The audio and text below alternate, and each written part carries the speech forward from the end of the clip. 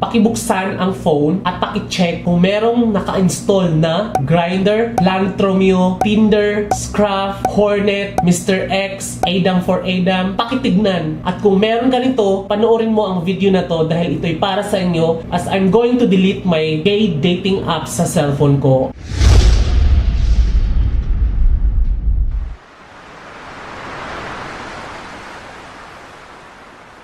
What's up guys? Welcome back. This is Jonathan Norbuda. You're watching I Love Tansyong TV, a channel that highlights and celebrates the beauty of life. And welcome back to the 10 Power Episode 3. If you are new to this channel, consider subscribing. Just click the subscribe button, yung bell notification naman nakatabi nito para ma-notified kayo moving forward sa mga upcoming uploads ko. And if you are using your social media like Twitter, Facebook, and Instagram, please follow me at I Love Tansyong.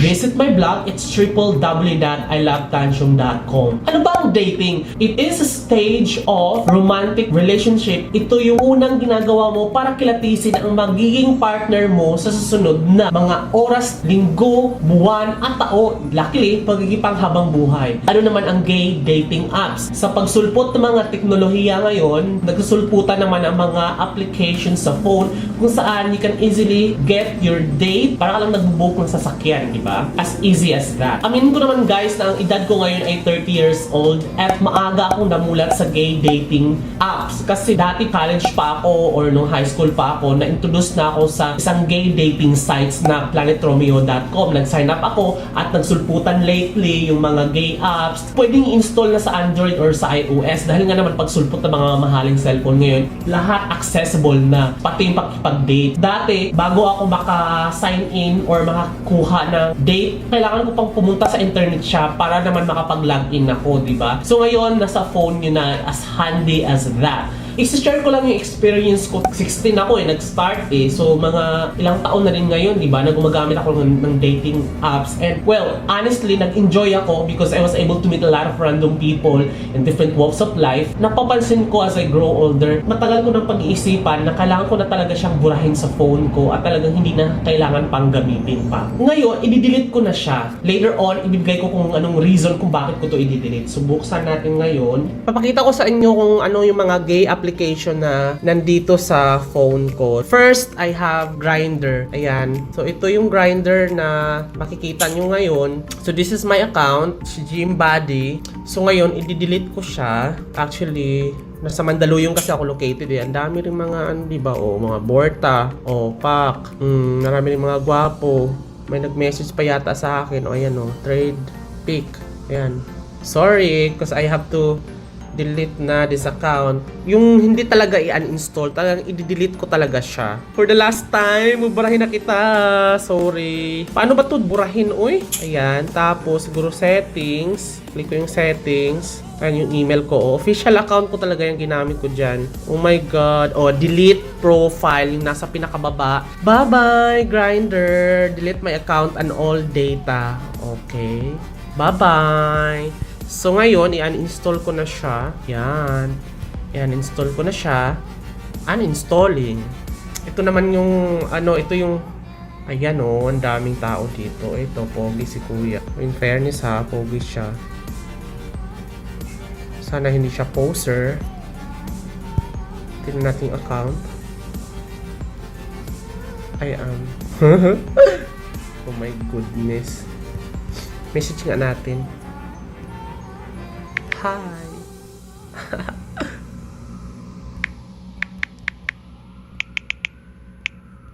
Taga saan ka? Try nating i-message bago natin burahin. Sana mag-reply, no? Pag hindi nag-reply, tutuloy-tuloy natin to. Okay. So, buburahin ko na. Kasi hindi siya nag-reply, no? And then, paano ba ito burahin? Settings. Ayan, ito. Romeo Uncut. So, delete ko na siya. Uninstall. Okay. Naka-uninstall na siya. Ayun, Blood. Uninstall. Ayan. Ano pa ba? So, ang dami kong mga gay app. Hornet. Ayan. Ito, Hornet. Uninstall natin. Okay. Dapat pala dinilit ko muna yung account ko. Ayan, Instagram meron ako. So ayun guys, nagbura ko na ang aking mga gay application sa phone ko.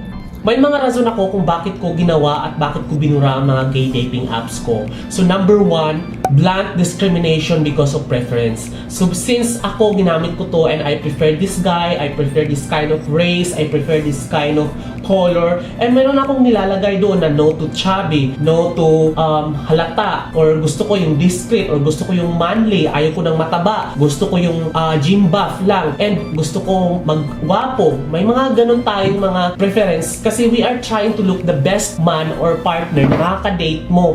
Well, in fact, hindi mo na na-recognize or hindi ka na conscious na you are now discriminating someone by the form of preference. Sa sobrang preferred ka dito sa ganitong tipo ng lalaki na gusto mong makadate, talagang hindi mo na malayan, nag-discriminate ka na pala. Ay, no to black, no to Asian, ganun na yung mga nilalagay mo doon. It is not healthy for me as a YouTuber and a social. We are advocating to no discrimination concept, pero ako mismo nag-discriminate doon sa profile ko in looking someone para makakadate. O, tama naman, maganda naman yung meron kang preference talaga na makakadate, pero hindi ba yung blanting na ayaw ko sa'yo kasi mataba ka, ayaw ko sa'yo kasi halata ka. No, it has nothing to do. Your expression, your figure, your race, and how you look is not a requisite for you to look a perfect man na makakasama mo in the long run.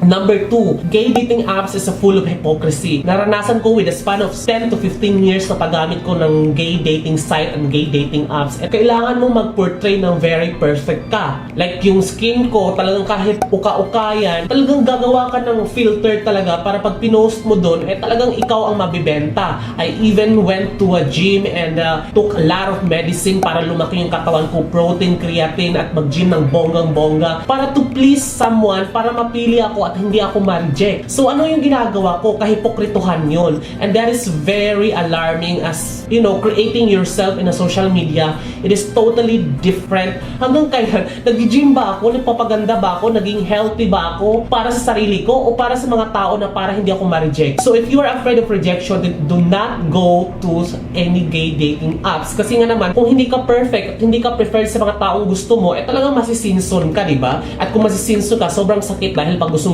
mo na yung tao, di ba? Alam mo yan. Number 3, napapansin ko, it is no longer purely a gay dating apps. May mga nagbebenta na dito ng mga aliw. I am telling you.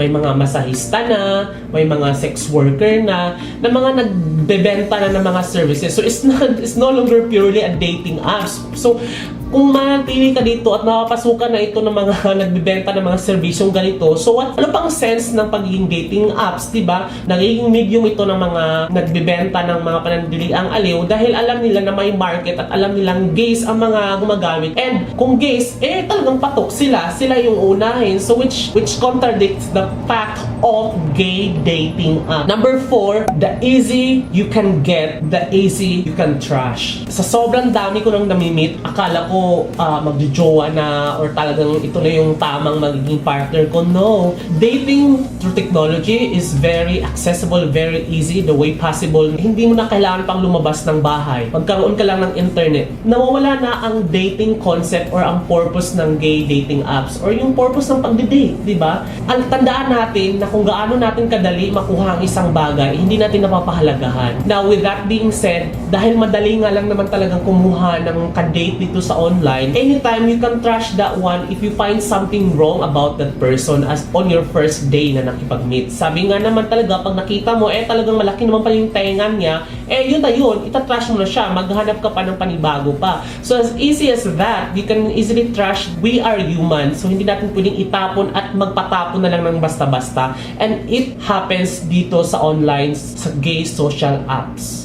Number 5, priority. So, napapansin ko, for the span of 2 years na paggamit ko nito, minsan ko na lang siya nabubuksan. Meron akong Grindr, Planet Romeo, at kung ano-ano pang Hornet, or kung ano-anong gay dating apps na in-install ko.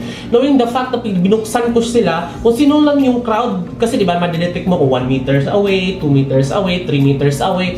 Itong buong kondo na to, madidetect ko kung ilang meters lang sila. So, as easy as that. So, hindi ko na siya nagiging priority. Walang kaplastikan sa edad ko na 30, bihira ko na siya nabubuksan dahil meron akong priority. I frequently use Facebook, YouTube, yung mga social media na it has something to do with what I love, di ba? Kasi nga naman talagang nag-YouTube ako and social media, Twitter, ganyan. Yun yung parating kong ginagamit. And then at the same time kasi, meron akong trabaho. So, paano na lang, di ba? So, wala na akong oras. So, yung priority, talagang hindi na siya priority. Nasa baba na. Unlike kung mga nasa kabataan pa ako, alam ko makaka-relate kayo, marami kayong time, di ba? Na pwedeng wala pa kayong trabaho, nag-aaral pa lang, and meron kayong idle time. Madali kayong mag-open ng mga dating application, and which is appropriate naman doon sa age naman talaga ninyo. But for me, this is no longer my priority. Number 6, there is no real in the world of gay dating apps. Diba? Sabi mo sa preference mo, gusto ko manly, gusto ko pogi, gusto ko makinis. Ngayon, papuntahin mo sa bahay mo, kasi as easy as that, diba? Nung pagbukas mo ng pinto, kumikending pala. Diba? Yun pa lang, parang iba yung pinortray niya doon sa online or sa portfolio niya online or sa profile niya online. Iba yung nakita mo sa personal. So, nakita niyo yung point ko. Aside from that, coming out is such an important time in a gay life. Minsan meron akong kakilala na akala namin talagang straight siya. Hindi namin alam na meron pala siya, discreetly gay pala siya. Nung nag-online ako, nakita ko yung profile niya. 1 meter away kasi magka-office mate kami. So, you got the point na parang the coming out process is not that smooth kasi nga nahuli mo siya dito sa online, diba? Kung paano ko makikita yun ng mga kabarkada ko, ng mga straight. Si ano pala, bakla, tingnan mo, may ganon. Hindi ka magsa-sign up ng gay dating apps if you are not interested of meeting same sex. Ano pa nga ako nakita dito kasi nga nagstay ako dati sa Pasay, tapos malapit sa Nichols. Doon ako nag-rent dati, tapos syempre ilang meters away, 57 meters away, naiyan na. So ayun, nakita ko yun dito yung flight stewardess na talagang akala ko, nakita ko sa Facebook, straight siya. Tapos dito, nung minessage ko, sabi ko, ikaw ba si ganito? Bigla ba naman akong binlock?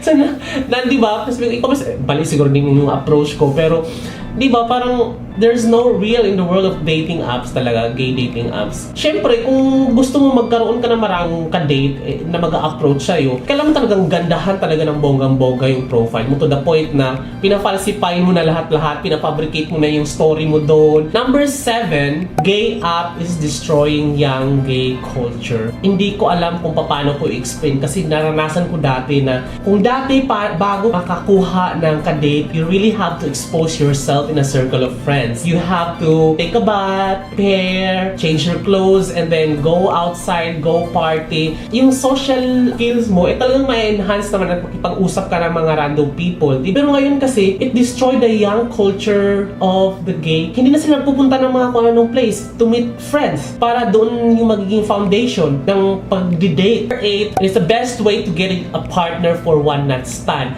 but not for a lifetime partner. Pag nag-online ang isang tao dito, talagang may pangangailangan, di ba?